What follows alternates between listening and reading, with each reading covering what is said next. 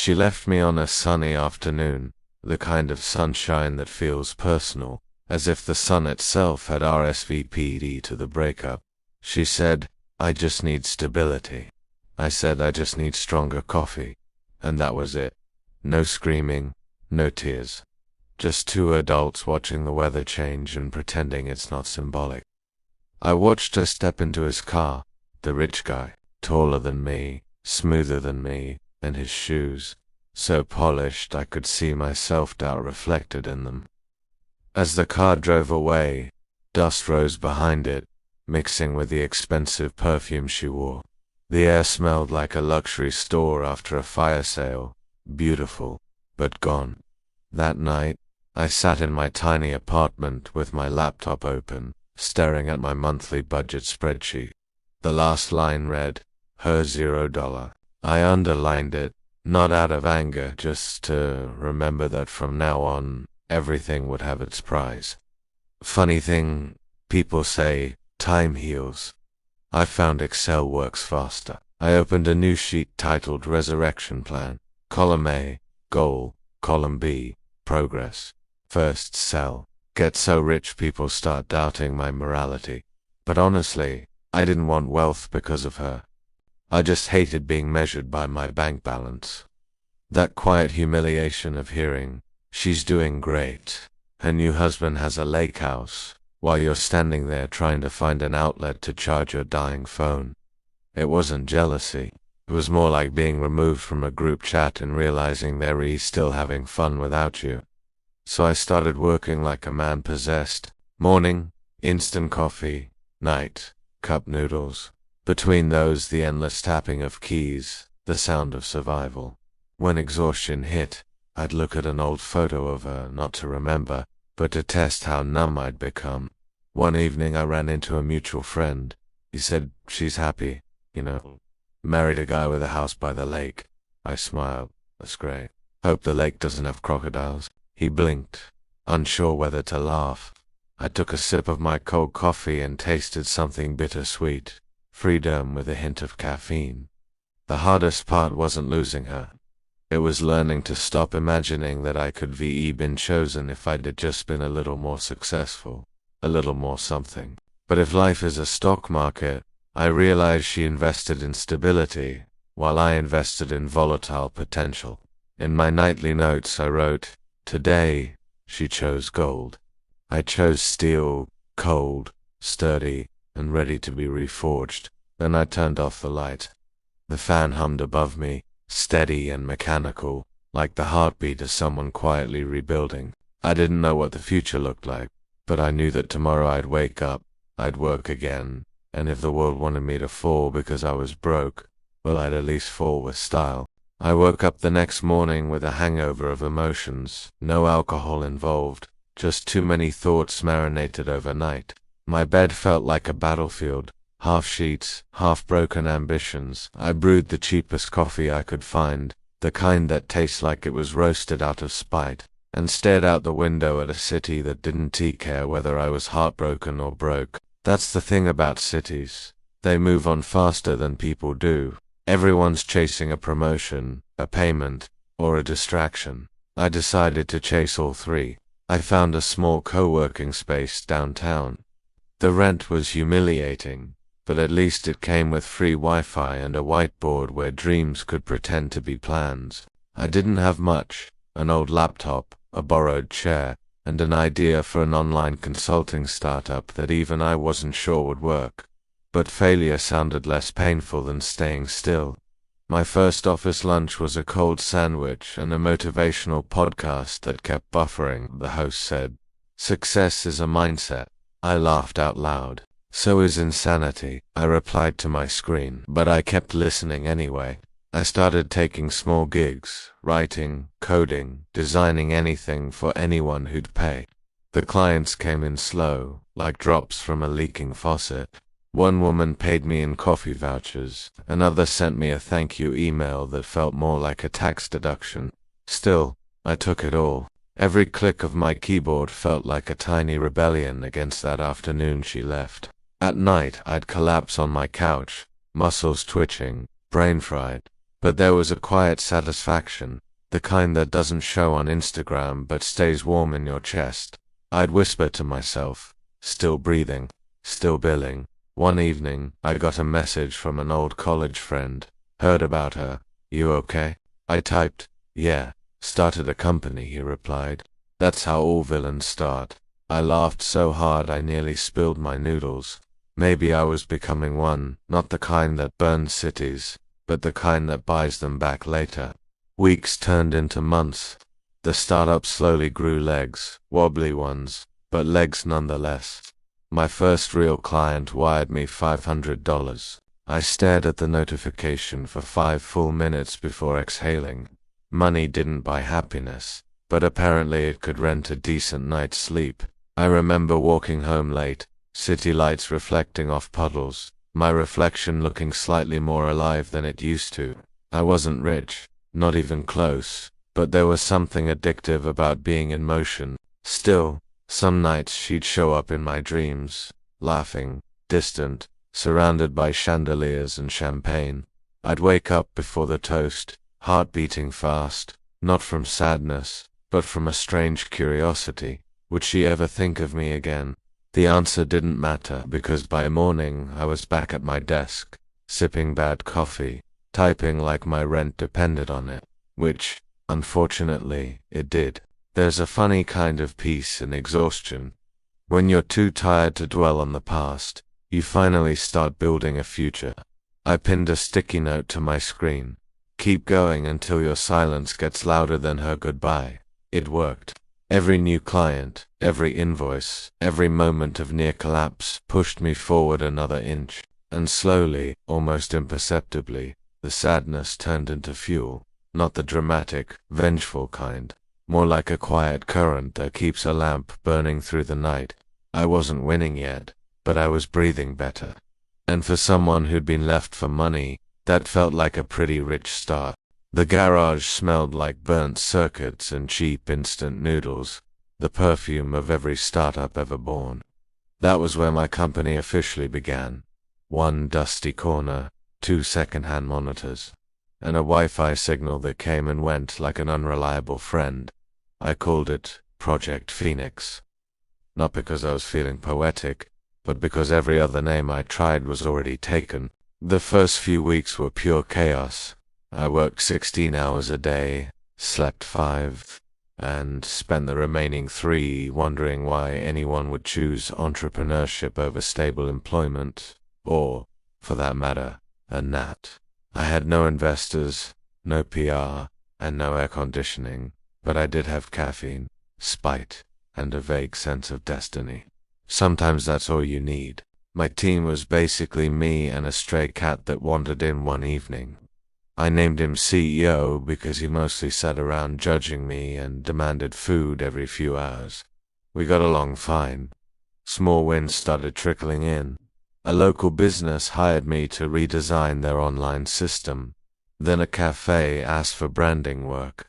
Each tiny job felt monumental, not for the money, but because it meant the world was finally saying, okay, maybe you're not crazy.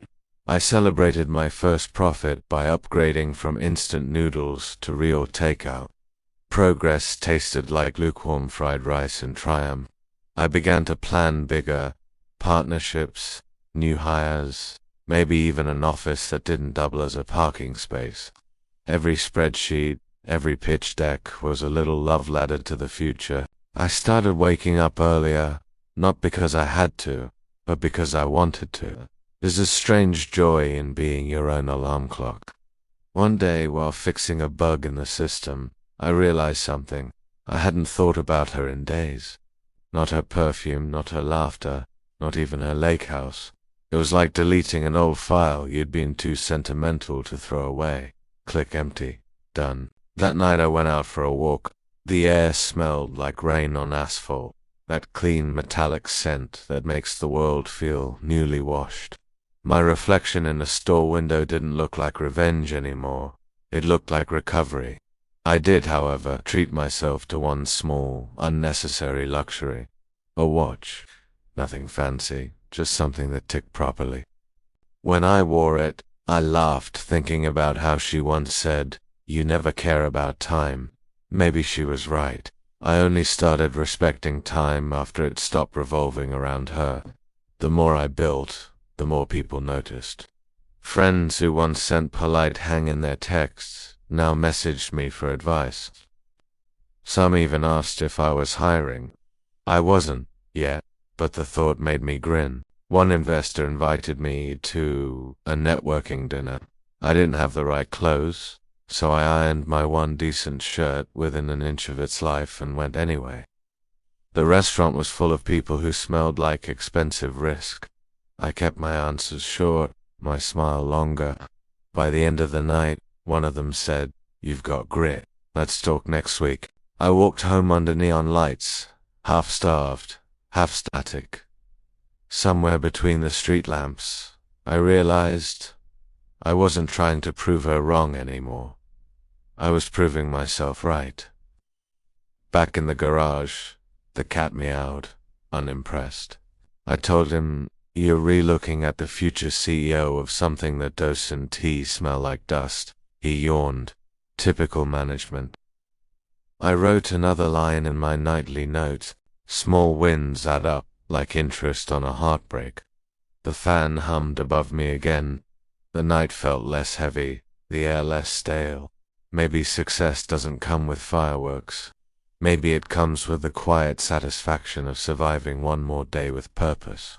And for the first time since she left, I didn't dream about it. I dreamed about a future where everything I'd lost was simply recycled into ambition. By the end of that year, people started whispering my name in business circles, not loudly, but just enough to echo. The same voices that once said he's finished were now adding, "But apparently he's doing something interesting." It's funny how opinions pivot faster than Bitcoin prices. I didn't feel famous, just visible again, like the universe had switched the light back on, dimly but steadily. My company, still half chaos, half caffeine, began turning a modest profit. Clients were referring clients. I even hired 2 interns, both brighter than my laptop screen and twice as optimistic. They asked, "So what inspired you to start this?" I wanted to say revenge, but instead I said, freedom. It sounded nobler. My mother visited one weekend, curious about this mysterious business. When she saw the garage setup, she blinked twice and said, "So this is where you hide from dating?" I laughed. "It's called building an empire, Mom," she nodded. "Empires are fine. Just remember to eat vegetables by mid-year." I was invited to a local entrepreneur panel, a room full of people who looked like they dememorized the word synergy just for the event. I wore the same ironed shirt as before, took a deep breath, and told my story. Broke, dumped, reborn. The audience laughed in the right places, gasped in others. When I said, "She left me for money, so I decided to earn enough to fund her honeymoon," they actually applauded. Half humor, half prophecy. Later, a journalist wrote a small article titled "From Heartbreak to Hustle: The Rise of Project Phoenix." It got shared more times than my ex ever shared my old posts. I won't lie, seeing my face on a business blog felt like a bizarre apology letter from the universe. But the real win came quietly. One morning, I checked my email and saw a contract worth 6 figures. My first major deal. I stared at it for a full minute before realizing I hadn't even brushed my teeth. The cat, still CEO in spirit, watched from the shelf as if judging my excitement. "Don't look at me like that," I told him. "This is history." He blinked, unimpressed. To celebrate, I upgraded the garage. Fresh paint, better chairs, a coffee machine that didn't sound like it was dying every morning. I even allowed myself one day off, which lasted exactly 4 hours before I got bored and started checking work emails again. Apparently, peace is just restlessness with better lighting. As my company grew, so did the rumors. People started saying I was getting back at her through success. Maybe they were half right. I didn't wake up each day thinking about revenge, but I didn't mind if it showed up in the profit margin. One night, at a networking event, someone whispered, Did you know his ex married that big shot investor? Another replied, yeah, and now he's richer than the investor. They both turned to look at me, half in awe, half in disbelief. I smiled, raised my glass, and said, well, you can't spell growth without a little gossip. Later, I walked home under city lights, that familiar neon haze stretching like a tired dream. I realized something. Success wasn't a climax, it was a rhythm, a quiet beat under your steps as you walk past the places that used to hurt. I wrote my nightly line before bed. Rumors fade, balance sheets don't. Then I closed my eyes and smiled, thinking of how poetic it felt to outgrow someone without even meaning to. She chased gold, but I'd found something shinier, peace, dipped in sarcasm and wrapped in self. It arrived on a Thursday, the kind of day that felt ordinary until it wasn't. A golden envelope sitting in my mailbox. Thick paper, elegant font, the kind of stationery that screamed expensive intentions. I thought it was another corporate event invite, until I saw her name embossed in cursive. Olivia and Martin together forever. I laughed, out loud, alone. Probably looked like a madman to the mailman passing by. There it was, the official invitation to the wedding of the woman who once told me, I just need stability. Well, stability had RSVP'd apparently. I stood in my kitchen, turning the envelope over in my hands. I didn't feel pain, not even anger.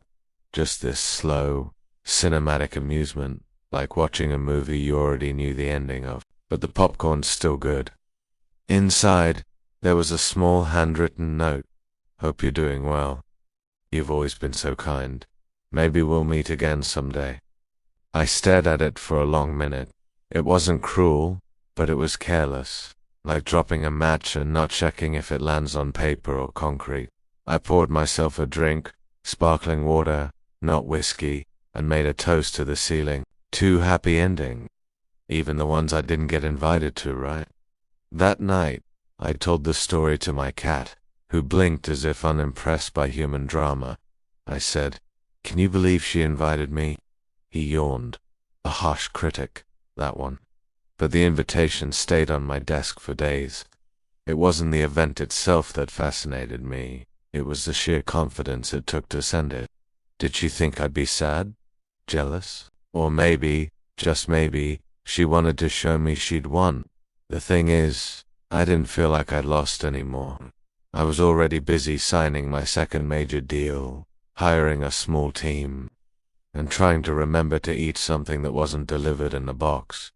My world had expanded far beyond her, yet part of me wanted to see that world collide with hers, just once, for closure. So I made a decision, petty, poetic, perfectly human. I would go. But not as the ex-boyfriend who got dumped. Not even as the entrepreneur who made it. I'd go as the silent sponsor, the invisible patron of their perfect day. A few days later, I called the event manager listed on the invitation. I'm interested in supporting local venues, I said smoothly. I heard you're hosting the Martin wedding. What's your rate for full venue sponsorship? Silence. Then confusion. Then delight. Within hours, contracts were exchanged. I didn't ask for credit or a mention. I just wanted to know that somewhere, beneath their glittering vows and champagne toasts, the floor they danced on was paid for by me. Petty. Absolutely satisfying.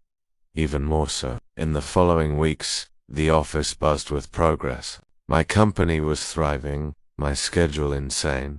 But every so often, I'd think of that upcoming wedding and chuckle. I imagined the headlines, if anyone ever found out, man sponsors ex's wedding, as performance art of emotional closure. I started treating it like an inside joke between me and the universe. Every late-night spreadsheet, every client call, every invoice, all part of the world's most elegant punchline. The day before the wedding, I got another letter. This one from the venue manager. Everything is arranged. Mr. Carter, your contribution is noted anonymously, as requested. Perverts, some people chase revenge. I preferred irony. That night, before bed, I jotted down my usual line: forgiveness is overrated. Funding is more effective. Then I turned off the light, grinning into the dark, not out of malice, but amusement, the kind that comes when life's punchlines finally start landing in your favor. The wedding day arrived with perfect weather, the kind of bright photogenic sunlight that publicists pray for and cynics like me find suspicious. I didn't plan to attend, not exactly. I was just nearby. Coincidentally, of course, my company had a small conference a few blocks away, and it felt wrong not to, support local hospitality. I parked my car across the street from the venue, my venue, technically, and watched the guests arrive like a silent investor observing a film set. The place looked stunning. White roses, gold ribbons, fairy lights twinkling even in daylight. Every inch of that perfection whispered the kind of money I once couldn't offer her. Now, ironically, it whispered mine. From afar, I saw her step out of the car. Olivia, radiant, confident, every inch the bride she'd always dreamed of being. Her gown shimmered like the surface of a very expensive lie. Standing beside her was Martin, the man with the lake house, the bank account, and probably a mirror collection. They looked like a painting labeled success and stability. And there I was, sitting in a car that smelled like coffee and ambition, feeling calm to calm, no bitterness, no regret, just an odd, detached pride, like watching someone graduate from a class you'd already outgrown. A waiter carrying champagne passed near my window, and I almost rolled it down to say, "Careful with those glasses. I technically paid for them, but I didn't. Some victories are better enjoyed quietly." Later, curiosity betrayed me. I wandered inside, blending into the crowd of unfamiliar faces, the kind of people who laugh too loudly at polite jokes. I stood near the back, invisible but observant. The ceremony began, soft music floating through the air like perfume you can't quite name. When the officiant said, "If anyone has reason these two should not be joined in matrimony," I nearly coughed just to see what would happen. But no, I behaved. Growth, they call it. The vows were sweet, rehearsed, and vaguely corporate. Olivia's voice trembled as she said, "You've shown me what true partnership means." I wanted to whisper, "Just wait until the quarterly reports." But then she smiled, that same smile I'd fallen for once. And to my surprise, it didn't hurt, not even a sting. It just existed, like an old photograph you finally decide not to frame. As applause erupted, I slipped away quietly. No grand gestures, no dramatic exits, just a man walking out of a building he'd paid for but no longer needed to enter. Outside, the city hummed with traffic and distant laughter. I found a small cafe nearby and ordered coffee, black, no sugar. The barista asked, "You from the wedding?" I nodded, sort of. I helped build it. She smiled politely, not understanding the poetry in that sentence. While I sipped, I overheard a group of guests chatting behind me. Can you believe how fancy that venue was? Apparently, someone anonymous sponsored the whole thing. Lucky couple, I almost laughed into my cup. Lucky, indeed. When I got home that night, the cat greeted me like usual, bored and hungry. I told him, well, we did it. They got their fairy tale. He flicked his tail like a therapist tired of my metaphors. I fed him, then sat at my desk, pulling out my notebook for the nightly ritual. The ink flowed smoother than usual, maybe because my hand no longer trembled with resentment. Today I learned that closure doesn't always knock. Sometimes, you wire transfer it quietly. I closed the notebook, feeling lighter, like I'd finally dropped a suitcase I didn't realize I was still carrying. Maybe I hadn't lost her to money. Maybe she'd simply been a mirror, showing me who I'd have to become to stop measuring my worth in comparisons. The truth was simple, almost anticlimactic. I didn't need her to be wrong anymore. I just needed to be right enough for myself. The morning after the wedding felt like any other day, except quieter. No lingering sting, no dramatic music swelling in the background. just the hum of my espresso machine and the faint sound of traffic outside. It was strange how peace, when it finally arrived, didn't come with fireworks.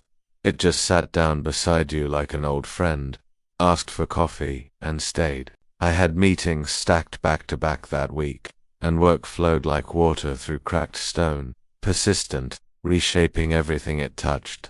My company was entering a new phase, growing faster than I could quite manage. Success doesn't come with instructions, it just drops everything on your desk and says, "Good luck." During one meeting, my assistant showed me a social media post. There it was, a photo from the wedding, Olivia and Martin, all smiles under a shower of rose petals. The caption read, "Grateful for the love, the laughter, and the generosity of our sponsors." Sponsors, plural. I nearly choked on my coffee. The irony was espresso level strong. I zoomed in on the photo, and for a moment, I thought, absurdly, that she looked right at the camera, right at me. But maybe I just wanted the universe to wink back. Later that afternoon, one of my investors said, "You seem unusually cheerful today." I smiled. Just celebrating a solid return on investment. He didn't ask, thank God. A week later, my company hosted a corporate mixer at a rooftop bar. Glass walls, city lights, soft jazz. The whole were definitely successful aesthetic. While making the rounds, I overheard a group of young entrepreneurs whispering about me. "That's him, right? The guy who turned a breakup into a business. Yeah, he's like the patron saint of resilience." I raised my glass to them in silent acknowledgement. If heartbreak had a loyalty program, I'd have earned platinum status by now. Somewhere between cocktails and networking, I found myself laughing more than usual. Not the polite, practiced kind, but the kind that bubbles up unplanned. Success, I realized, hadn't changed me. It had just given me permission to be myself loudly. Still, the irony of it all lingered. I thought about the wedding again, about the floorboards she danced on, polished with my sponsorship. There was something almost artistic about that, like emotional judo, using someone's momentum to regain your balance. I went home late, the city glittering beneath me like a motherboard of human ambition. I kicked off my shoes, loosened my tie, and sat by the window with a glass of water and a head full of peace. The cat jumped onto the sill beside me, purring like a soft engine. "Guess what?" I told him. "We officially survived irony," he meowed, or maybe sighed. Hard to tell. That night I couldn't sleep. Not from anxiety, just restlessness. So I opened my laptop and began drafting a letter I'd never send. It started, "Dear Olivia, I hope the champagne was good. I hope the lake is calm. And I hope, someday, you realize that you didn't just leave me behind, you launched me forward." I smiled at the line, deleted it, and replaced it with something simpler in my notebook instead. Gratitude is the most elegant form of revenge. The next morning, I donated a chunk of my quarterly profit to a charity that built scholarships for underprivileged students. It felt like the right sequel to my little act of poetic pettiness. If I could afford to fund a wedding, I could afford to fund futures too. That afternoon, I received a message from the venue manager. The couple left a thank you card addressed to their anonymous sponsor. "Would you like me to forward it?" I stared at the email for a while before replying, "No need. Some things are better left unopened." Because the truth was, I didn't need thanks.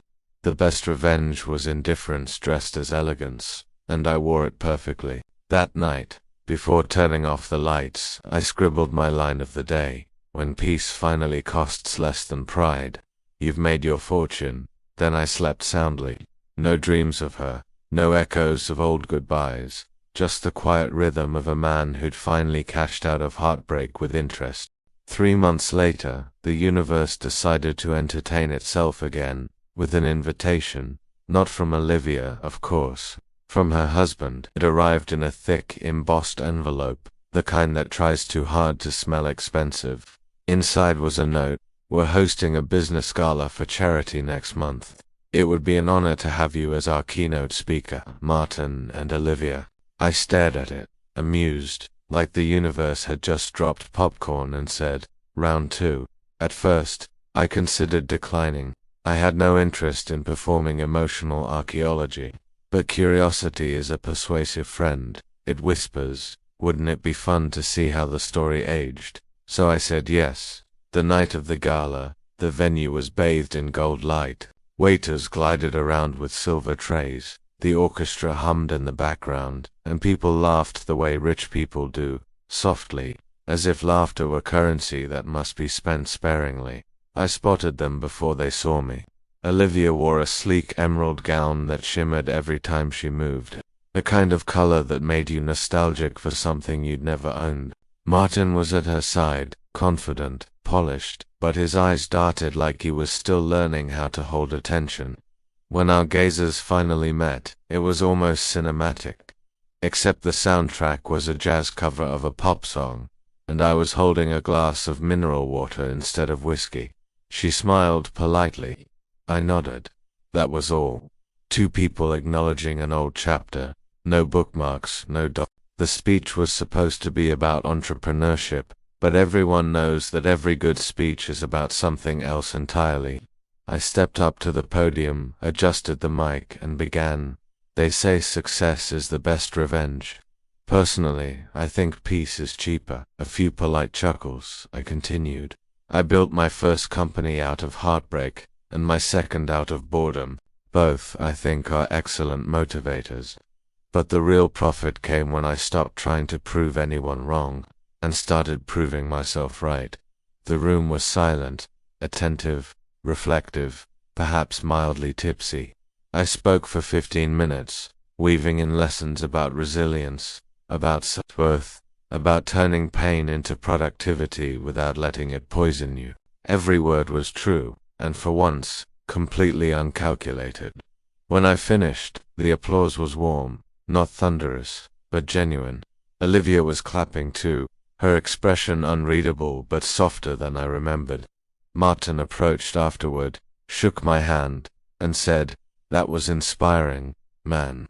We should collaborate sometime." I smiled. "Careful, I'm expensive." He laughed, the kind of laugh that hides a hint of discomfort. Olivia lingered nearby, then finally stepped forward. "You've done really well for yourself." "So have you," I said. "You always had that calm confidence, you just never stuck around long enough to see it bloom." She didn't flinch. Instead, she gave a quiet laugh, almost fond. "You used to be softer." "Still am. Just better armored now." Then came that silence, not awkward, not tender, just full of mutual comprehension. To people who once mistook each other's direction for destiny, we parted gracefully. I left the gala early, slipping out before the charity auction began. Outside, the city air was cool, and I loosened my tie as I walked down the marble steps. I didn't feel triumphant. I didn't feel regret.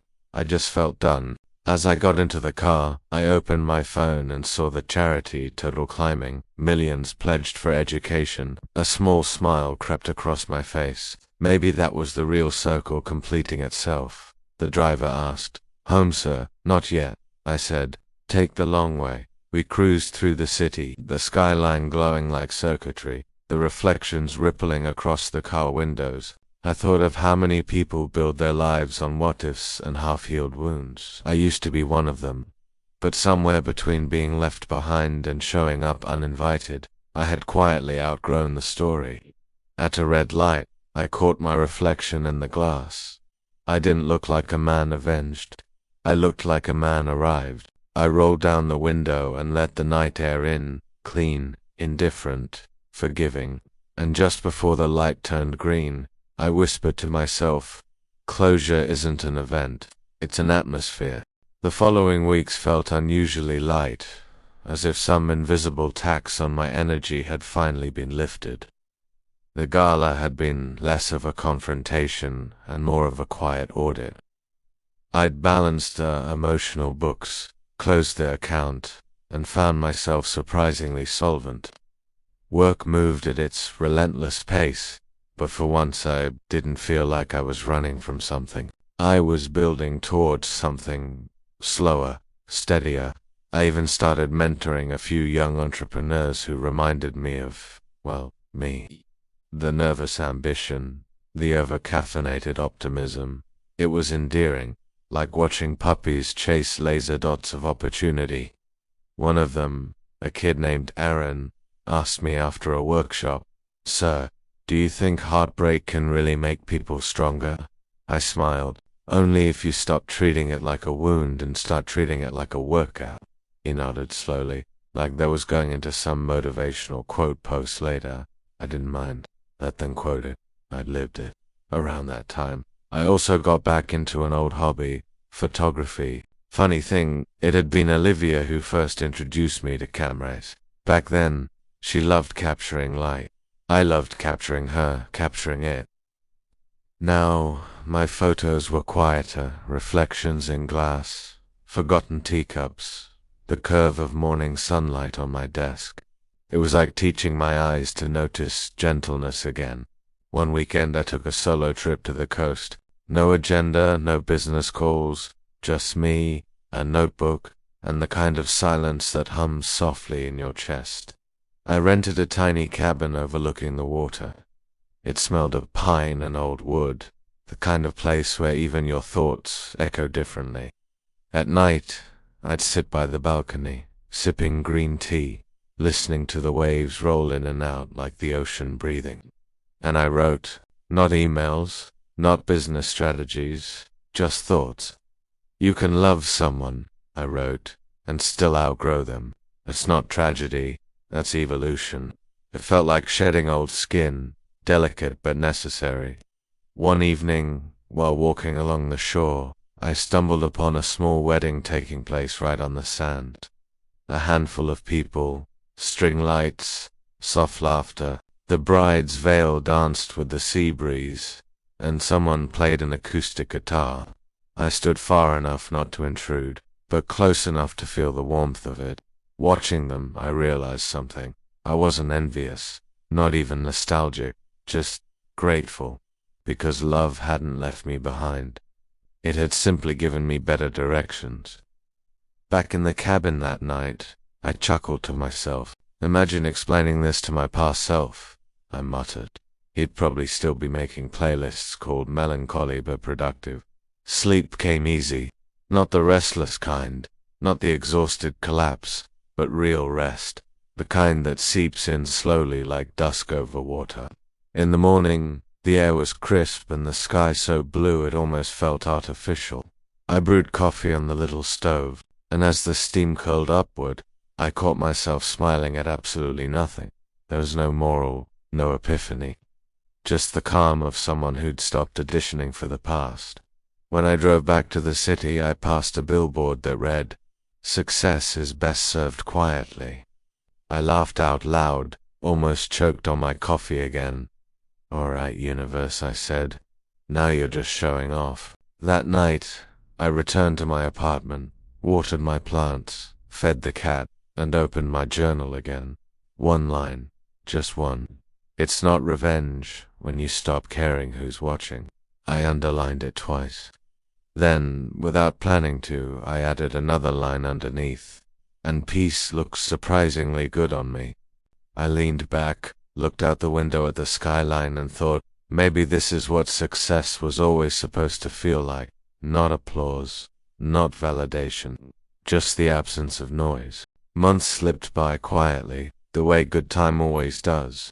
My company stabilized into something I could actually breathe inside, not just a sprint, but a rhythm. We expanded internationally, but I found myself caring less about the scale and more about the texture of things. The calm tone in meetings, the small kindnesses in emails, the gentle pride of building something that no longer needed to prove itself. Life had become, for lack of a better word, balanced. Even the city seemed softer, or maybe I was finally looking at it without armor. One evening, after a long day of meetings, I stopped by a bookstore I used to frequent with Olivia years ago. I don't know what made me walk in nostalgia, boredom, or maybe just the gravitational pull of old ghosts. The shop smelled the same ink, wood, dust, and a hint of time. I wandered the aisles until I found myself in the self-help section, ironically. the most crowded one. A thin, sea-green book caught my eye, Rewriting Endings. The subtitle read, How to Stop Needing Closure to Move On. I smiled. Well, someone's late to my party, I murmured, flipping through it, and then I heard her voice, still reading the last page first. I turned Olivia. No fanfare, no dramatic music, just her in a beige coat, holding a stack of art magazines. Her hair was shorter now, her smile quieter. For a second it felt like déjà vu, the way memory and present sometimes overlap like two transparent photographs. Old habits, I said. She smiled faintly. You look content, dangerously so.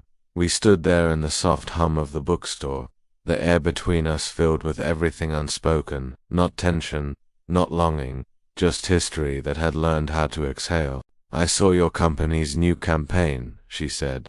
It's beautiful. Thank you. I paused. You look happy. I am, she said. And for once, I believed her. There was no dramatic farewell, no hidden meaning. We just exchanged a small nod to people who had once been chapters, now footnotes, still grateful to have existed in the same book. When she left, I watched her reflection fade in the glass door, like a scene quietly dimming out. I bought the green book, not because I needed it, but because the title amused me. Outside the evening was cool, and the first drops of rain began to fall, steady and soft. I didn't run for cover. I just stood there for a minute, letting the water bead on my coat, tasting a little of the sky's forgiveness. Later that night, at home, I poured myself a cup of chamomile tea, my latest rebellion against coffee, and sat by the window again. The cat curled beside me, purring like a lullaby. I opened my notebook to the last page and wrote, slowly, deliberately, she married for money. I found peace.